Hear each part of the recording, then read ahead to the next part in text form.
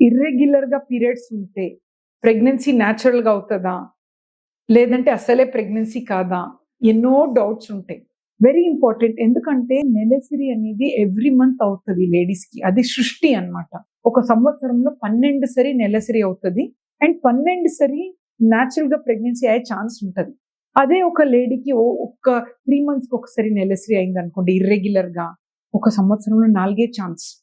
అది కూడా మిస్ అవుతే ఫుల్ ఇయరే ఎళ్ళిపోతది. సో, ఇర్రెగ్యులర్ పీరియడ్స్ ఉన్నప్పుడు ఒక్కసారి డాక్టర్‌ని కన్సల్ట్ అవ్వాలి. దాంట్లో నానా రకాలుంటాయి.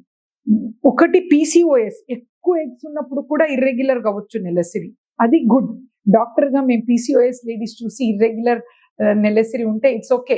ప్రెగ్నెన్సీ అవుతది అని ఇట్స్ గుడ్ అన్నమాట. అదే ఇర్రెగ్యులర్‌గా సైకిల్ అయ్యి అండాలే లేవనుకోండి, పూర్ ఓవేరియన్ రిజర్వ్ రెండో, మూడో ఎగ్స్ ఉంటే అది నాట్ గుడ్. అది ఇండైరెక్ట్‌గా హింట్ అన్నమాట.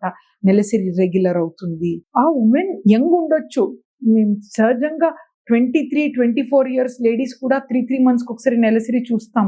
స్కాన్‌లో 2, 3 అండాలుండి ఏఎంహెచ్ అనేది లెస్ థాన్ 1 ఉందంటే వెయిట్ చేయకూడదు.